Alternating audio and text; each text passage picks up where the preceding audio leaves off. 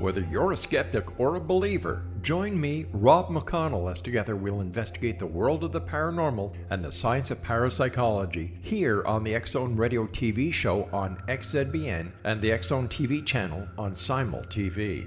Since 1990, the X-Zone Radio TV show has been the place where people dare to believe and dare to be heard. Together, we'll investigate UFOs, aliens, ghosts, Bigfoot, psychic phenomenon, lake monsters, conspiracy theories, government cover-ups, the truth embargo, alien abductions, ESP, haunted locations from around the world, and so much more. With over 28 years of broadcasting and more than 4,500 individual guests, the X-Zone is truly a place where fact is fiction and fiction is reality, as evidenced by the credibility, integrity, and professionalism of the guests that we bring to our international audience. If you have seen a UFO, had a close encounter, seen a ghost, Bigfoot, lake monster, or a story that you would like to share or have investigated, contact me, Rob McConnell, by sending me your email to xzone@xzoneradiotv.com, or you can call toll-free 1-800-610-7035, extension 143, and on Skype, X-Zone Radio TV. For more information on the X-Zone Radio TV show with yours truly, Rob McConnell, visit www.xzoneradiotv.com or www.xzonetvchannel.com or simultv.com and xzbn.net. Until next we meet here in the X-Zone from our broadcast center and studios in Hamilton, Ontario, Canada, always remember, X-Zone Nation, keep your eyes to the sky and your heart in the light.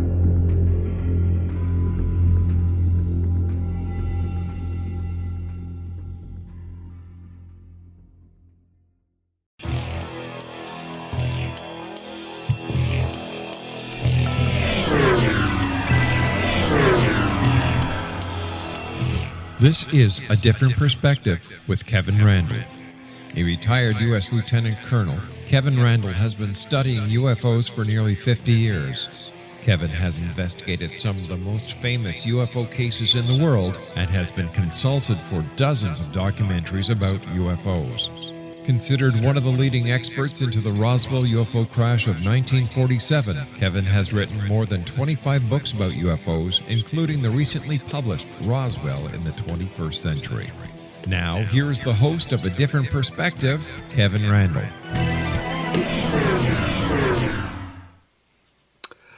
And good evening. I am, in fact, Kevin Randle, and this is, in fact, A Different Perspective. I know that many of you thought we would be interviewing Nick Redfern today, and I thought the same thing. Circumstances just sort of collapsed on us, and we had to postpone that. So we'll be getting to Nick Redfern here in the next few weeks, I hope, talking about UFOs and conspiracies and what his work has been. It's just kind of one of those things that happens, and we've got it all worked out to everybody's satisfaction, I suppose. I thought I'd mention that. The other thing I thought I would mention, for those of you who are familiar, Lieutenant Colonel Robert Friend had been one of the project officers, one of the leaders of Project Blue Book during the late 1950s. He was retired as an Air Force lieutenant colonel. And what was interesting about him was, A, his attitude toward UFOs wasn't the same as many of the others who had been brought in to lead Project Blue Book, who were rabidly anti-saucer, anti-alien, and anything that suggested otherwise had to be a hoax, had to be a delusion, had to be a misidentification. They just didn't want to hear anything that might lead to the extraterrestrial. Friend was more friendly than that, and seemed to revitalize the project a little bit, reorganized it somewhat, cleaned up some of the messes that had been left behind by the others who just really didn't care. So he was a friend of, I guess, ufologists in that way. But more importantly was his background. He was a Tuskegee Airman. And during the Second World War, he had volunteered to fight in the war.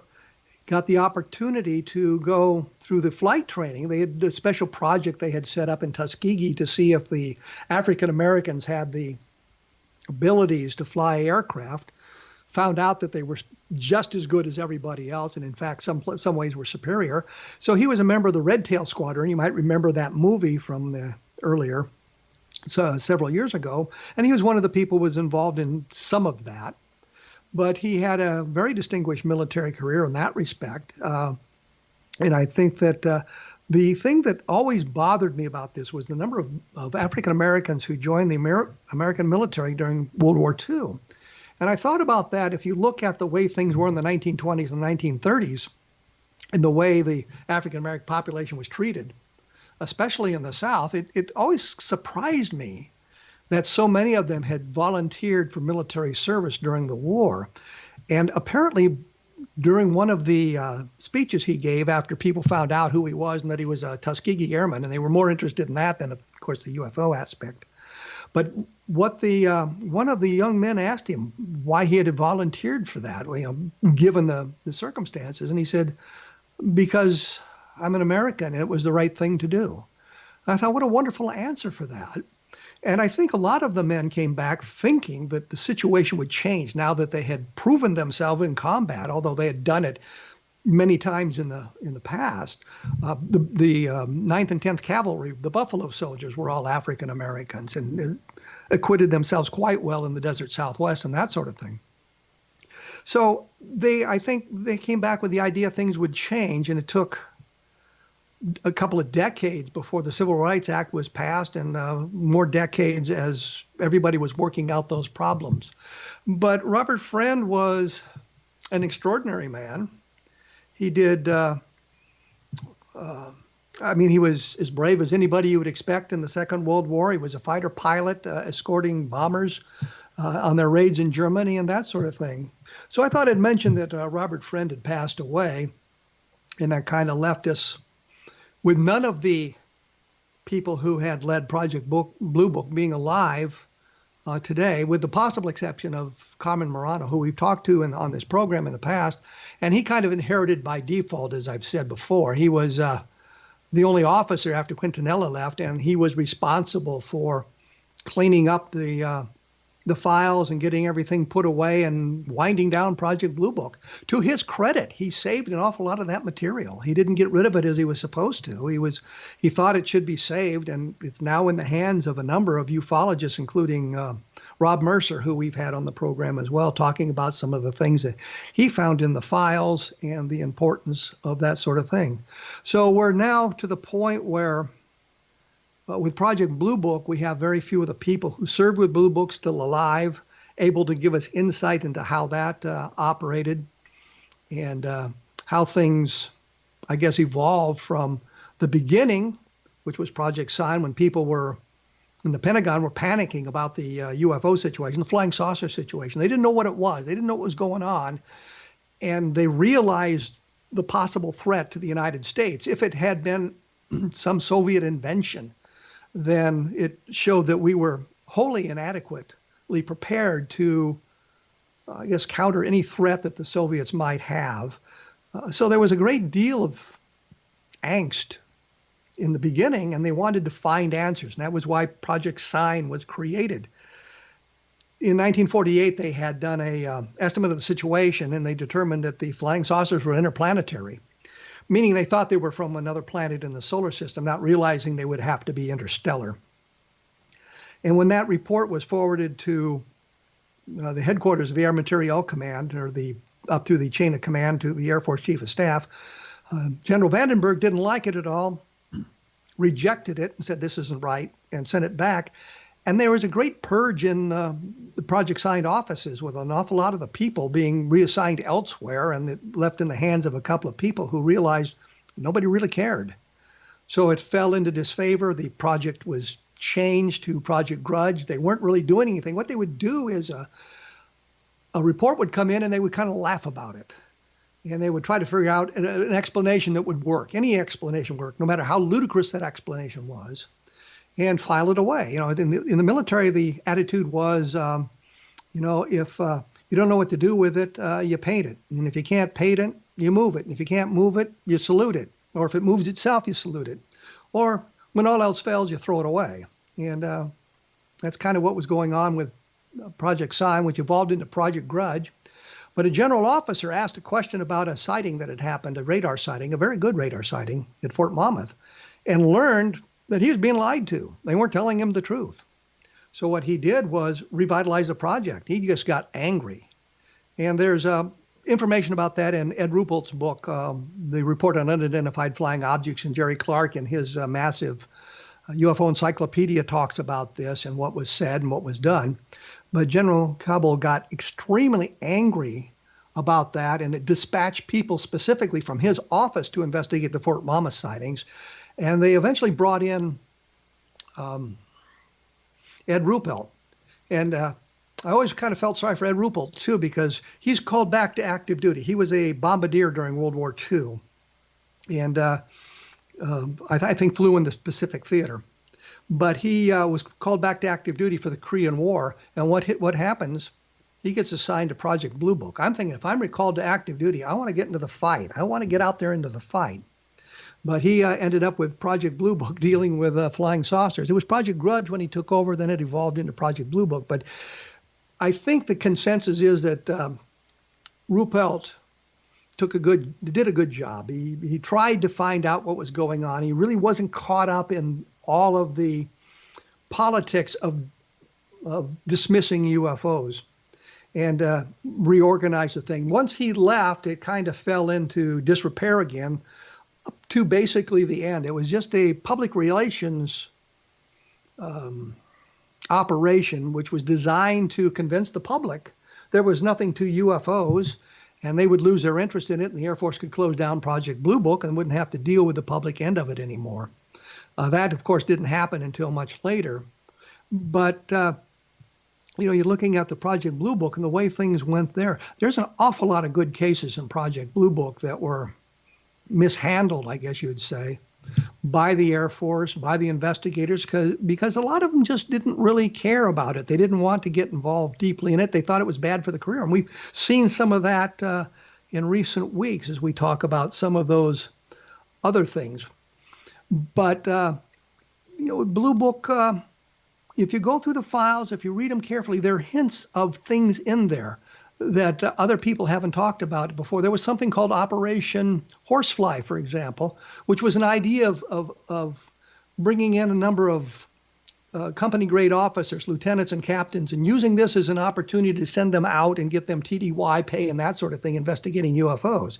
I don't know if they ever did much with it, but there's documents in the Blue Book files that talk about Project Horsefly and Project Moondust, which became sort of a same kind of investigation as Blue Book, investigating UFOs, but running concurrently with it. There's a couple of case files in the Project Blue Book files labeled Moondust, and if we'd been paying attention, we would have seen that earlier.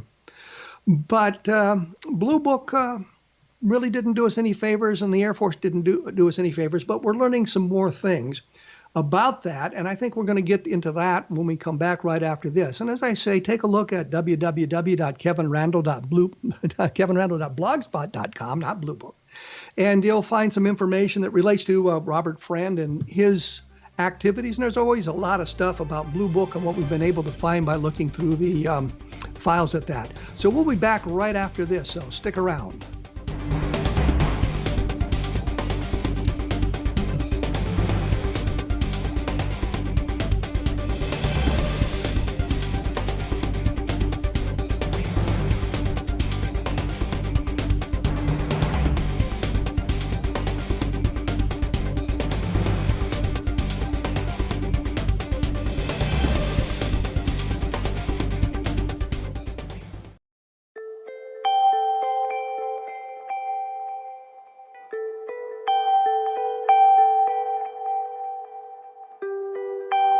It's hard to listen to the news without realizing we're living in volatile, unprecedented times.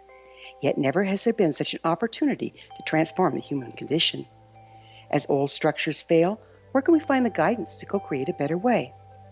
Find Your Path Home is an ever-evolving, leading-edge information, education, and healing resource center designed to support and guide you on your path to unity and enlightenment. Based on sound principles employed by shaman worldwide, we provide techniques that can support you through the current transitions, offering online shamanic classes, international long-distance shamanic healing sessions, complimentary Mission Evolution radio episodes and Stairway to Heaven TV vignettes, seminars, retreats, and much more. All of this can be found on findyourpathhome.com. So I was watching the X Zone TV channel last night when I was abducted by aliens, and they kept repeating to me over and over again, simultv.com, simultv.com. What's simultv.com? That's what I asked them. They had it written on the side of their UFO. How do you spell that? UFO. No, I mean simultv.com. simultv.com. simultv.com. Right. simultv.com. Interesting that you were abducted by aliens in a simultv.com UFO last night. Oh, yeah? Yeah. Now that you mention it, I remember now last night I was awakened from a deep sleep. My great-grandmother was standing there. She said she'd come from the hereafter to tell me about simultv.com. She even spelled it out for me. simultv.com, sonny boy. simultv.com. simultv.com, sonny boy. Wow. Yeah. Guys, you'll never guess what my psychic guru just told me. simultv.com. Exactly. Are you guys psychic too? Of course. We all know about simultv.com. simultv.com.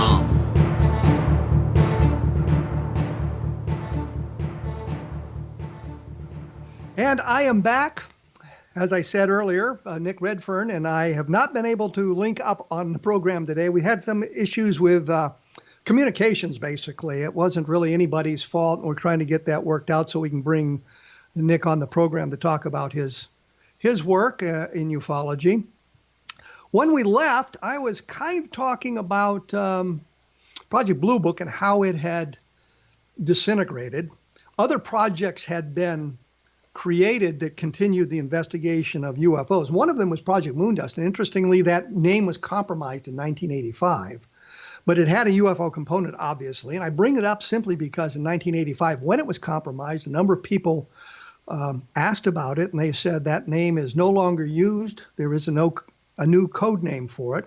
And when asked about it, I said, we can't give it to you. It's properly classified. So there's evidence of a continuing of a UFO investigative program by the military long after Project Blue Book was closed in 1969 and after Project Moondust's name was compromised in 1984. I mention all of this because we're getting to the point now, and I talked to Stephen Bassett about this as well, to what I think of as disclosure, where for some reason there's pressure by some agency to disclose what we know about UFOs. And we see this in some of the information being released.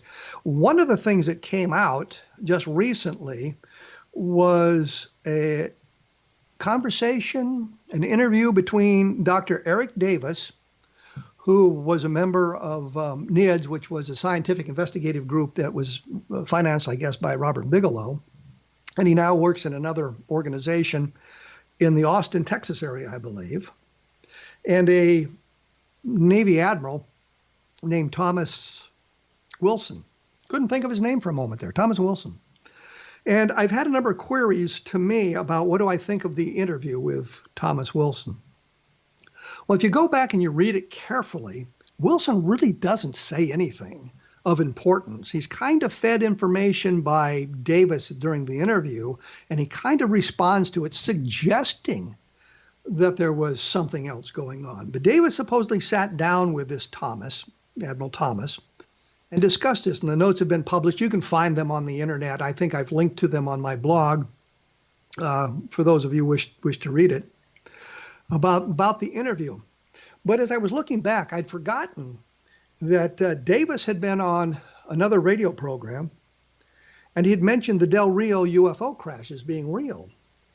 This disturbed me greatly because I knew quite a bit about the Del Rio crash. I was writing a book called Crash When UFOs Fall from the Sky, and I was updating some of the crash stories that I had told in other books. And one of them was this crash in Del Rio, Texas. And the sole witness, I guess, was a fellow named Robert Willinghams, who said he was a retired Air Force colonel. He'd been a fighter pilot. And he was flying in Texas when these objects were spotted, and one of them seemed to be in trouble and crashed just across the Mexican border in Mexico. And he returned to his base, Dyess Air Force Base, landed, got a private plane, a single-engine Cessna, and flew down and landed close to the crash site and saw the crashed saucer and that sort of thing. It was chased off by Mexican authorities. Although there's some discussion about this, how this had come, some of the material had come to the United States for analysis. Anyhow, we believed Willingham. A number of us did because he said he was an Air Force colonel, but nobody had checked his credentials. I thought others had done that. And so when I was putting together Crash When UFOs Fall from the Sky, I thought I'd update that information. And interestingly, with the internet today, you can find practically anything. And I typed in Robert Willingham and came up with all kinds of stuff. And I read the news story, the way it happened and all of this. And I said, this isn't right. This has changed radically. And I learned that there had been a report of it turns out it was in Skylook, which is the MUFON Journal's predecessor. And I actually found the listing, and it turned out that Willingham wasn't an Air Force colonel. He was in the Civil Air Patrol at the time. And the story is significantly different than he was telling today. It happened in 1948, and he was flying an F-94. Well, F-94s weren't operational in 1948. He hooked up with a guy named Todd Zeckel. And Zeckel is the one responsible for the affidavit, but there's no date on the affidavit.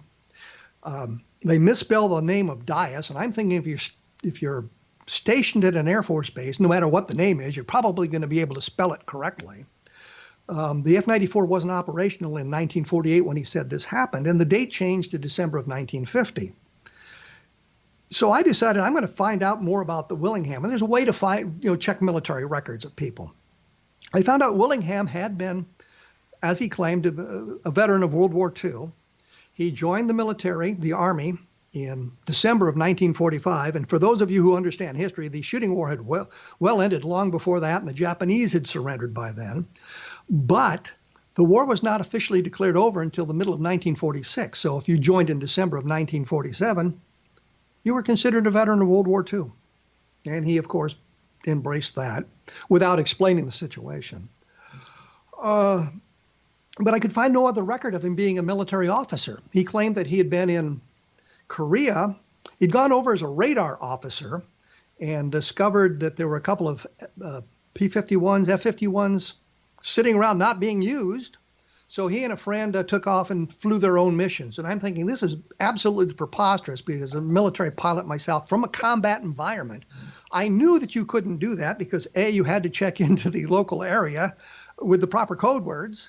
There was artillery firing. You had to be able to get the gun target line so you didn't inadvertently fly through the 105 and the 8-inch gun target lines. They lobbed shells. They don't fire direct. They lob them high in the air so you could fly into them. And I actually got hit by a 105 shell at one point. So that didn't make sense. So I called Willingham. I was able to find him. Thank you, Internet. And talked to him. He said, no, that's all wrong. That he had been injured in Korea, badly injured in Korea, and the UFO sighting didn't take place till the mid-1950s. He said he was honorably discharged from the Air Force. He had been a fighter pilot, but because he had been injured, he was no longer allowed to fly fighters. So he joined the Air Force Reserve to fly fighters. And I have a number of friends who are in the Air Guard who could tell me about this. And they said, no, the problem was if you're injured in such a manner that it hurts your back or your legs or something like that, the problem is the ejection system. You can't be ejected out of the fighter if it's damaged, and you have to do that. But he could have flown bombers, he could have flown transports. There's a number of things he could have done as a pilot in the Air Force. No evidence that he was an Air Force pilot. The other thing I noticed is he had a private pilot's license, FAA given private pilot's license. I know of no military pilot who holds an FAA private pilot's license. The regulations are by the FAA that if you have 200 hours, you are eligible to apply for a commercial pilot's license. When I got back, actually right after I got out of the Army, as a matter of fact, I took the FAA test. As a military pilot, you had to present your flight record so they could see that. We got out of flight school with 210 hours, and we were told there was a ground school we could go to and learn the regulations so we could pass the test. None of us had wanted to do that at that point, but I did it after I got out of the Army. So we all got commercial pilot's licenses is the point. I know of no military pilot who's gone through that procedure that ended up with a private pilot's license. It's not as good as the commercial pilot's license. That was another problem with this story. I could find absolutely nothing that related to the Del Rio crash other than what he said. I could not verify his military credentials. Somebody sent me a picture and said, here he is in an Air Force uniform in the 1960s. And I looked at it and said, no, that's a Civil Air Patrol uniform. And you can see when you look, there's a metal plate that the Civil Air Patrol wore over the right-hand pocket that said Civil Air Patrol Auxiliary of the U.S. Air Force. And he had his major leaf on one side, but the CAP on the other side. So clearly it was the CAP uniform. So he was kind of massaging the information that way. And I've kind of gotten off track here because I wanted to point out that there is no solid information that the Del Rio crash ever took place. And I've explored this on my blog any number of times. And you just type in Robert Willingham into the search engine and it'll bring up all the articles I've done about this, outlining all of that and presenting the documentation for Willingham's lack of military service. He was in the service for 13 months. He rose to the rank of E4. He was not an NCO. Corporals are NCOs, but it was a special technical rank. So he was not considered really an NCO and that sort of thing. So there's some real problems with that. The point being simply, Willingham was not honest about his military career. I could not verify any of it, any way I looked at it, going through both the archives in St. Louis where the records are stored, but there's something in the Air Force called the Air Reserve Personnel Center, Air Personnel Reserve Center, Air Reserve Personnel Center in Denver. They had no record of him as well. So clearly he was a Civil Air Patrol pilot trying to convince everybody he was in the Air Force Reserve. Now I'm going to have to take a break here in just a minute. And I've gotten a little bit deeper into Willingham than I really wanted to go because I wanted to talk about Eric Davis and the Del Rio crash and what he said about it and how it affects the Tom Wilson, Admiral Wilson interview that took place and how it suggests there might be some trouble with it because of the problems with Willingham, which I don't think Eric Davis knew and I don't think many people know. I've tried to point this problem out and some people get really annoyed at me for doing it, but there's no documentation that Willingham was ever an Air Force fighter pilot or a retired Air Force colonel. He's wearing awards and decorations he did not deserve because he had an air medal, for example. The only way to get an air medal is by participating in aerial flight. He was in the Army. He wouldn't have been participating in aerial flight. So as I say, take a look at my blog, www.kevinrandle.blogspot.com, and you can learn everything you want to know about Willingham. And when I come back, I will tell you about Eric Davis and the Del Rio crash. So, stick around and see what I have to say.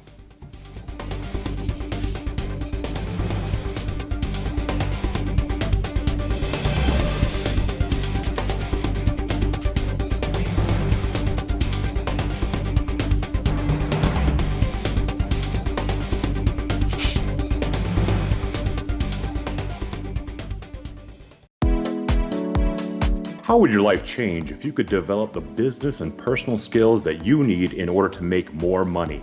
Do you want to learn how to achieve your big life goals faster?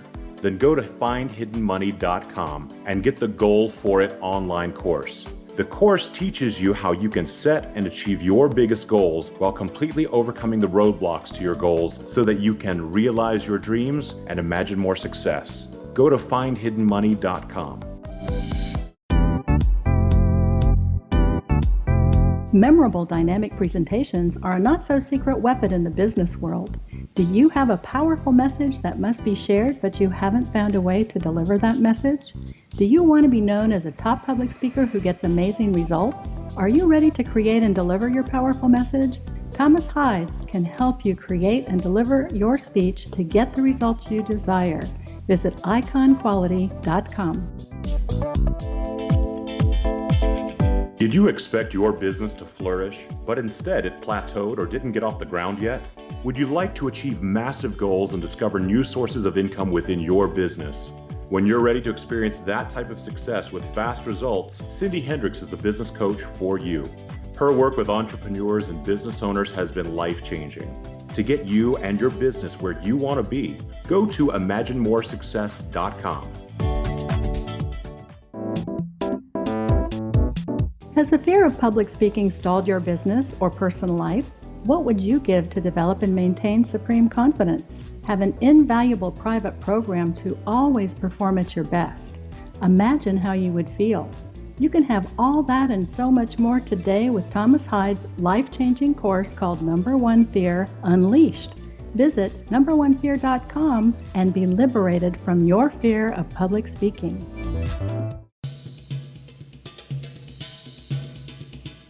I am back, joined by no one. So I had to say I am back. I thought I'd just mention for a moment here that there are some other fine programs about the paranormal on the X Zone Broadcast Network, xzbn.net, or as my friends in other parts of the world say, xzbn.net. So take a look at the website and you can find, I'm sure some programs are going to spark your interest. Take a look at those. Also thought I should mention that I'm going to be in Roswell during the festival this year, and I'll have an opportunity to chat with a lot of people, which is my plan.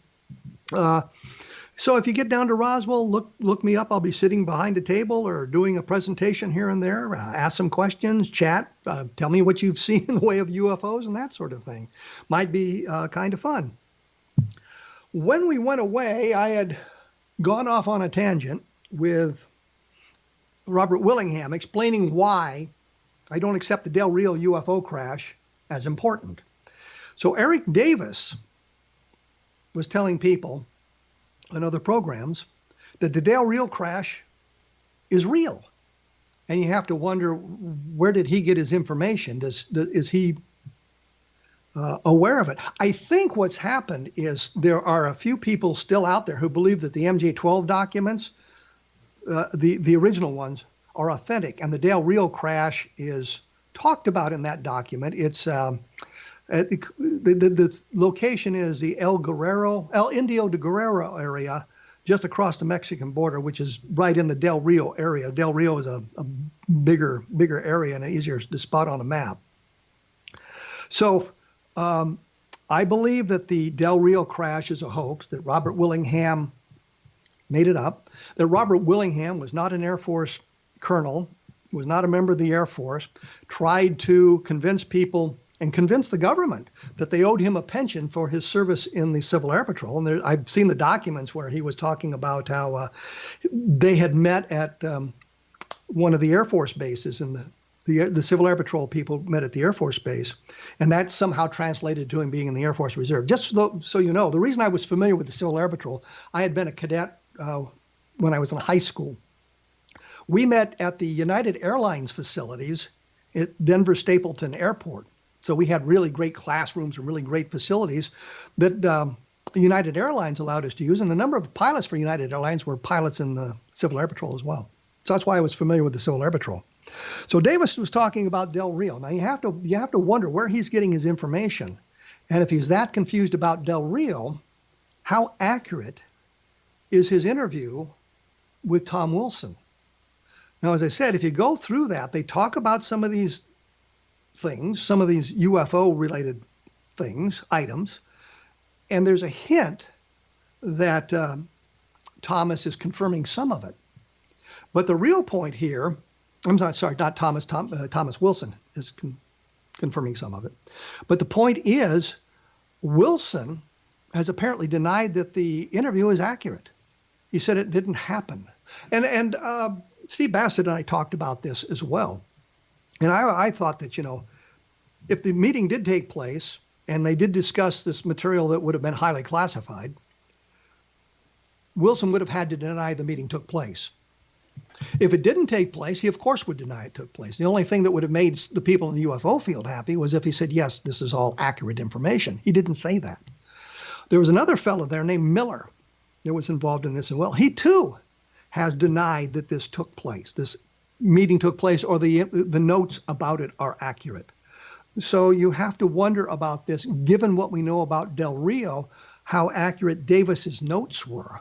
And that's what's bothered me about this whole thing, is that we have a problem, a minor problem with Davis. Now, I tried to contact Davis a number of months ago when this first Del Rio thing first popped up, and he didn't bother to respond to me. And I don't know if he knew who I was or he looked at my blog and discovered that I was not a fan of the Del Rio crash or what may have happened, but I have a real problem with those notes. Now, when I was an Air Force intelligence officer, and I may have mentioned this before, I got a call one day. We were on what we called annual tour or laughingly summer camp. It used to be a joke in the National Guard. You know what the difference between the Boy Scouts and the National Guard is? Boy Scouts have adult leadership. Anyway, I was at the summer camp, which means we were on active duty for 2 weeks or something like that, 15 days. And I got a call from a newspaper in Kansas City. I was at Richards Gebaur Air Force Base, which is now closed. And the reporter was asking me questions about this event that had taken place, I think in Europe or Africa. I don't remember the details. I was fully aware of it. I knew exactly what he was talking about. I'd read the classified material about it a day or two earlier. So I knew exactly what he wanted to know. But I'd gotten it from classified sources. So if I said, he was giving me some of the information, I said, well, yes, that's accurate. I have just now become a source for him, saying they could, Lieutenant Kevin Randle at the Richards Gebaur Air Force Base Intelligence Office said today that he was aware of this or blah, blah, blah. I couldn't do that. I had to deny all knowledge of it. And the reporter gets really angry at me, screaming and hollering about how dumb I was and I didn't know what was going on. I was lousy at my job. And I'm thinking, I'm pretty good at it here because I'm not telling you a thing. The point being that if you receive information from classified sources and you're dealing with someone, you don't know what their security clearances are, you don't know if they're authorized to hear the information, you have to deny it. And that's what I did with this reporter from Kansas City. And I don't know if it was a radio station, TV station, or the newspaper, but I just denied everything. And he went away very unhappy.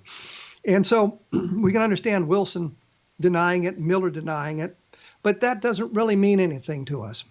And as I say, when you take a look at the interview, it seems that Davis was kind of feeding information to him, looking for some kind of positive feedback. And I looked at it from my skeptical point of view, and I may be more skeptical than many in the UFO community, but I just didn't see anything of importance there that hadn't been sort of hinted at by Davis before Wilson commented on it. So the report had gathered the 15 pages of this interview that appeared on any number of blogs. And as I said, I've linked to one of the places on my blog so that you can read the documents yourself and decide whether or not you think they're accurate. I just don't think it's that big a deal today. What's more important, I think, is this ATIP that we've been hearing about since last December. And that was the program that the Pentagon had run for a number of years, investigating UFOs. And one of the big deals was the USS Nimitz sighting. And we've been having a program on called Unidentified, which is run by all my old pals at the History Channel. And this program is based, I guess, partially on this ATIP program. And one of the guys running it is this Louis Elanzio. And, I'm a little bit worried about this guy. I don't know if he's really who he claims to be. It seems that he is. And then the real important thing, though, really isn't what his credentials are. He's kind of running the investigation in a sort of a TV investigation. And what I mean by that, we get him in the car driving to places and interviewing people in their homes and that sort of thing.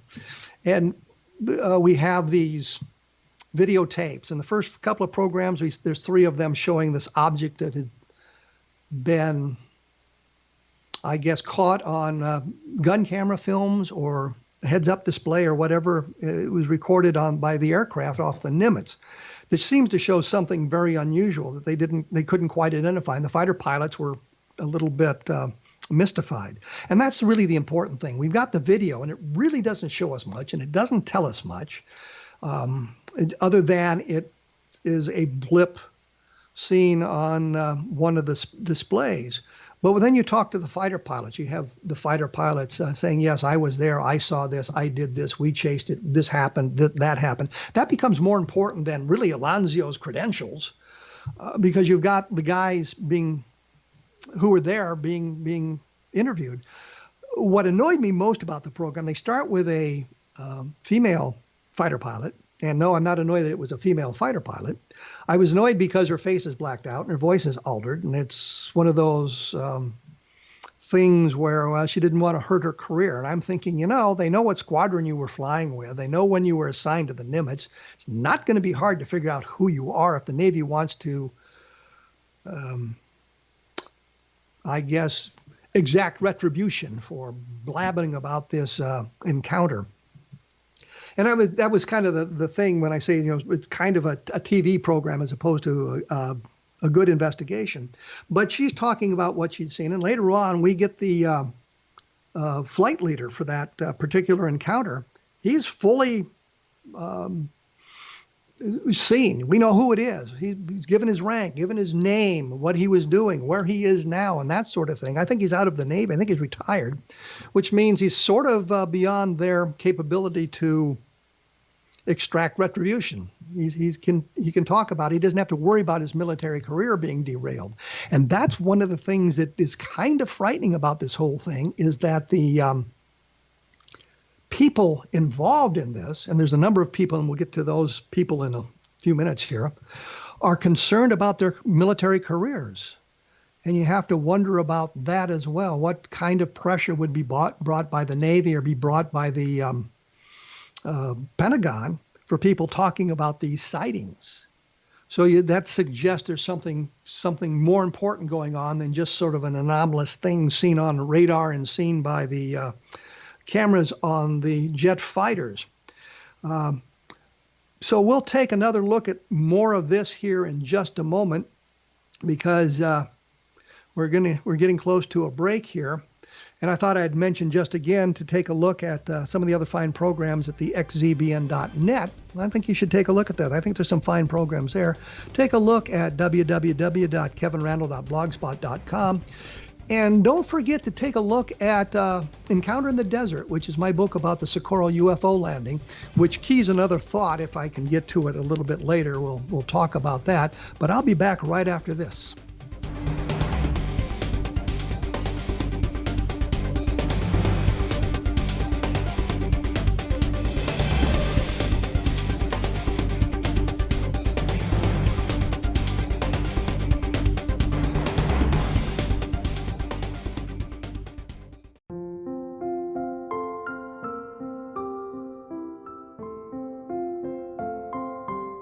I am Dr. Carl O'Helvey, founder, president of a new cancer foundation focusing on evidence-based physical, mental, and spiritual interventions, including natural cancer cures, prayer, meditation, affirmations, nutrition, and other related holistic cancer prevention and cure modalities.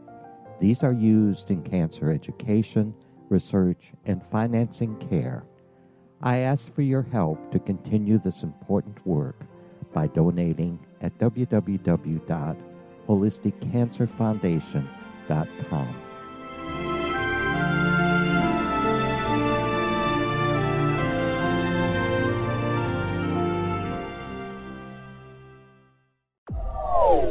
They are here, and they've been here for thousands of years, making their presence known in the shadows. They might be seen by a lonely motorist on a deserted road late at night, or by a frightened and confused husband in the bedroom he is sharing with his wife. But who are they? What do they want? Why are they here? Perhaps most concerning, has the government been aware of their presence all along? The new book by L.A. Marzulli, UFO Disclosure, the 70-year cover-up exposed, delves into the world of UFOs. Can full disclosure be soon? Order now and receive a free hour and 37-minute DVD on the UFO phenomenon. UFOs are real. Get both the book and the DVD, a $40 value, for only $19.99. To order your book and DVD today, go to lamarzulli.net. That's LAMARZULLI.net. Christopher Fulton is a survivor of the national security state. All he wanted to do was preserve history when he acquired a Cartier watch from the estate of President Kennedy's personal secretary. But that simple act set off a terrible chain reaction. He was pursued by the U.S. Justice Department and the FBI, thrust into the middle of the U.S. government's Assassination Records Review Board, even monitored and pursued by the Russian government. All because that Cartier watch was the missing link of evidence, a timepiece worn by JFK that fateful day in Dallas, a link resulting in Christopher being incarcerated and attacked for 9 years because he opened a hidden chapter in history. The intriguing journey outlined fully in Christopher Fulton's memoir, The Inheritance, is available now through TrineDay.com or Amazon.com. The Inheritance, Poisoned Fruit of JFK's Assassination by Christopher and Michelle Fulton is a must-read, an incredible tale of how easily our own government can overrule justice. The Inheritance, Poisoned Fruit of JFK's Assassination.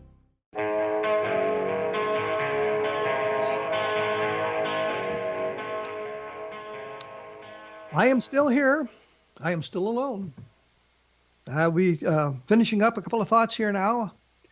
So we were kind of talking about the Navy fighter pilots, and in this first program they showed three videotapes, three encounters, but they never really talked about the other two. We did get to meet a radar operator who said he'd tracked the objects on radar on another ship, which suggests now we've got different levels of or different avenues of confirmation here, different chains of evidence, if you will. We've got the videotape, and now we've got the radar operator talking about having seen the objects on radar and seeing their extraordinary capabilities. And then we have the eyewitnesses, of course, the fighter pilots. So these very good sightings. But what about these other two tapes? We didn't get much about those. And what we find out is that those tapes came from another carrier battle group in the Atlantic. And it was different pilots who took those images as well. So now we have some of this going on in different battle groups. And then you begin to wonder, well, is there some kind of glitch in this new equipment that they're picking up? And then you wonder, well, would you have the eyewitness sightings? Would they be seeing the stuff themselves? And we've only got a few seconds of each of the videos. So we can't really make a good solid analysis of it, but it's becoming intriguing. And you wonder, why now are we beginning to get this sort of thing out of the Pentagon? And the Navy just announced that they were reevaluating their UFO investigations or starting new UFO investigations, which moves us to the next question, which is why now? It's been going on for like 75 years. Where the heck have you been before then? Or is this a continuation and we just are now learning about it? Learning about your investigations. So as we take a look at it unidentified, they are building the case slowly, and much too slowly for me. And as I've complained on my blog, that they seem to be able to cram 15 minutes of programming into the hour, new information into the hour. So you get repetition after repetition. You go to a commercial break, and the things that you just saw before the commercial break, they begin with after the commercial break. And so you get to see it all again. You get them talking to the people and what the people said and how they said it. And we go back to the fighter pilot who's blacked out. We see her discussing it again, talking about the same stuff. So it's a great deal of repetition in the hour of the program. But they drop in little hints that suggest stuff is going on. Some interesting stuff is going on. Like they waited for a week or two before we got to talk or hear from the radar operators. They spent one whole episode chasing the radar images down into Mexico, actually off the coast of Mexico to this rocky island that is a restricted area. And then they talked to a bunch of fishermen who said, yeah, we've seen strange things. And I'm thinking, has a fisherman not seen strange things? There's a lot of strange stuff that goes out in the sky that fools people. I think Christopher Columbus even talked about strange things going on as he crossed the Atlantic back in 1492. Almost said 1892 for some reason. 1492. So the point simply is that the fishermen are seeing something strange.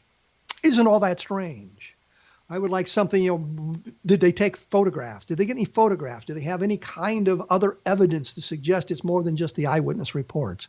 Because as I think we all know now that eyewitness testimony isn't all that great. Sometimes it's really bad. And as you're interviewing somebody, you have to be very careful on how you ask the question so you don't imply things in it. And we see some of that going on where the interviewer will ask a question. I think Elizabeth Loftus in her book about false memories talked about how They would show on the screen a car accident, and then they would ask questions to see how well the people remembered what they had just seen. And she would say things like, well, did the green car run the stoplight? And they would say, well, no, the green car didn't do it, or the green car did.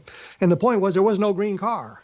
So by asking that question, she kind of implanted that memory. So you have to be very careful during your interrogations of people, what you say. But I'm intrigued. I'm really intrigued, mainly because you've got multiple witnesses. You have multiple chains of evidence going on here.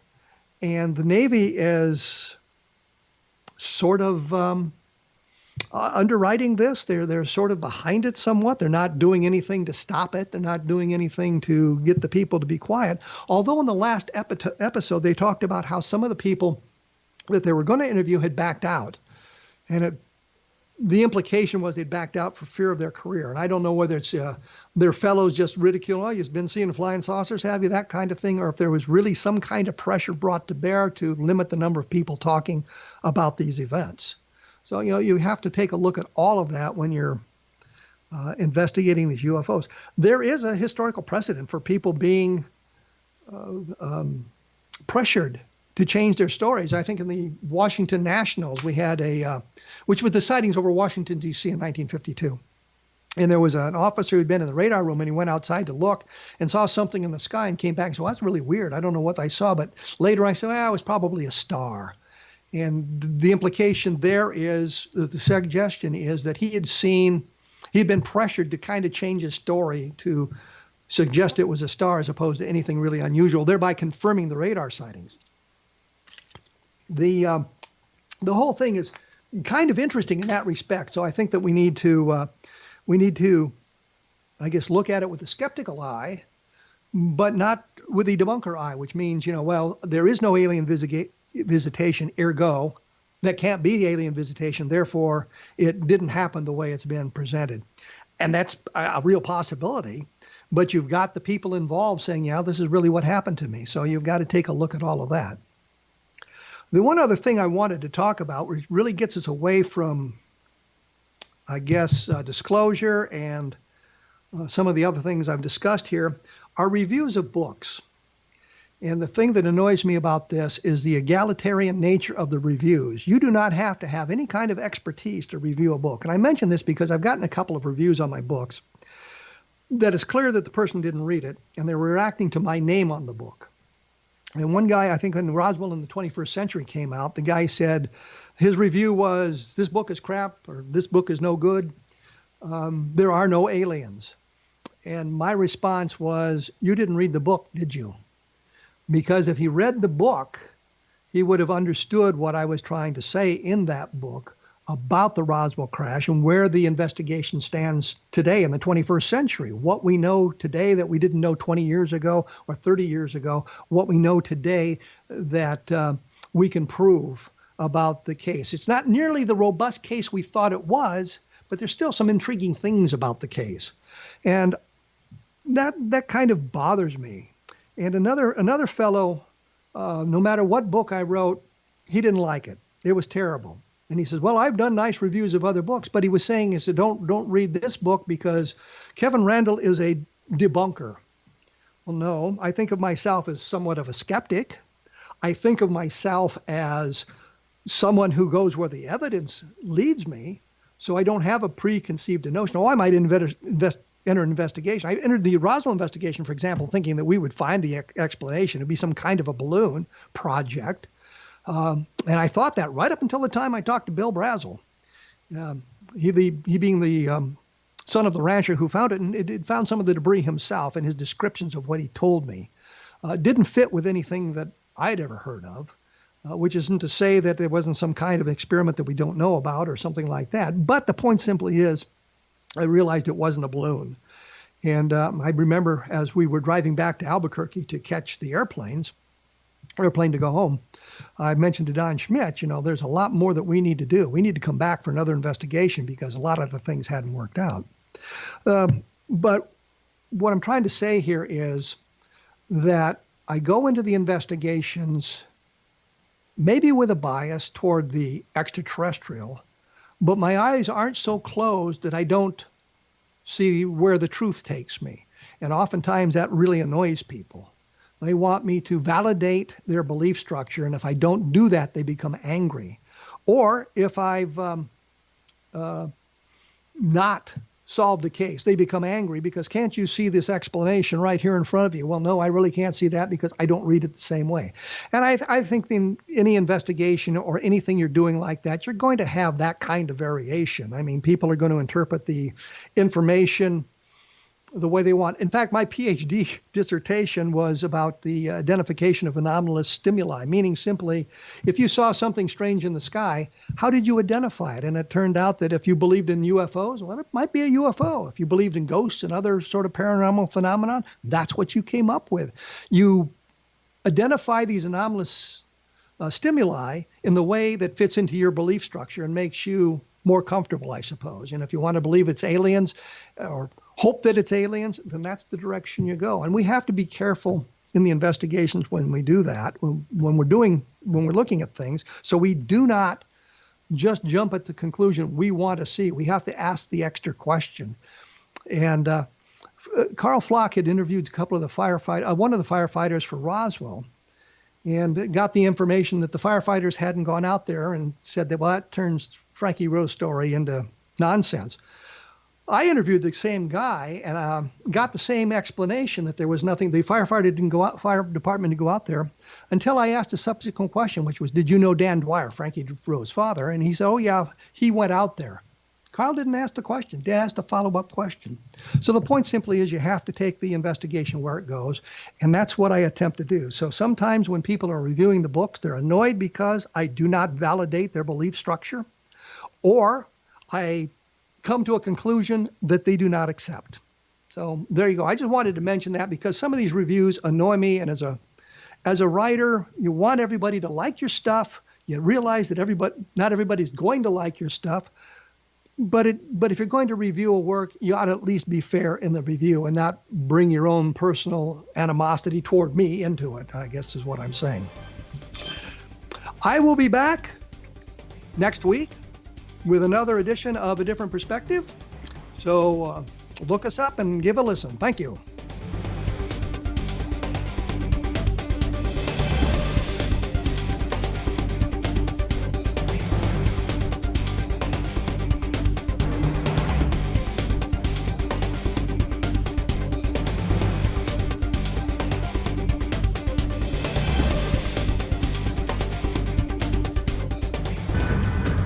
If you are looking for a safe, zero-calorie natural option to the harmful artificial sweeteners on the market today, Just Like Sugar is what you're looking for. Just Like Sugar is a wonderful natural alternative for those health-conscious people who choose a calorie-restricted diet with a great, pure, sweet flavor that tastes just like sugar. Just Like Sugar is a great natural option for people suffering from diabetes and may be useful in restricted diet programs where standard sugars are not allowed and does not cause a laxative effect of some other sweeteners. Just Like Sugar comprises a perfect blend of chicory root fiber, natural calcium, natural vitamin C, and Just Like Sugar's sweetness comes from the natural flavors from the peel of the orange. Just Like Sugar is a natural alternative to harmful artificial sweeteners and will change the way that you believe all natural sweetener products taste. Just Like Sugar is available at your local Whole Foods markets, Wild Oats markets, Henry's, Sun Harvest, and many other fine natural food stores in the U.S., Canada, and worldwide. They are here, and they've been here for thousands of years, making their presence known in the shadows. They might be seen by a lonely motorist on a deserted road late at night, or by a frightened and confused husband in the bedroom he is sharing with his wife. But who are they? What do they want? Why are they here? Perhaps most concerning, has the government been aware of their presence all along? The new book by L.A. Marzulli, UFO Disclosure, the 70-year cover-up exposed, delves into the world of UFOs. Can full disclosure be soon? Order now and receive a free hour and 37-minute DVD on the UFO phenomenon. UFOs are real. Get both the book and the DVD, a $40 value, for only $19.99. To order your book and DVD today, go to lamarzulli.net. That's LAMARZULLI.net. You have heard of the X Zone? Now watch it on Simul TV. plus 500 video games, live TV channels, free video on demand, worldwide, and more. Does this sound like tomorrow's television? Well, it is, but you can have it today, right now. It is Simul TV. Simul TV offers what the others only wish they could provide. 15 exclusive channels like X-Zone, Sci-Fi, and Horror. We are worldwide. No other provider offers that. 500 built-in video games. No need to have an extra expensive system. We have them included. Free video on demand. Live streaming events from around the world. Interactive online network, and much more. Tomorrow's TV today. Simul TV. Sound too good to be true? Well, it's not. You can have Simul TV today. Sign up at simultv.com. Do it today.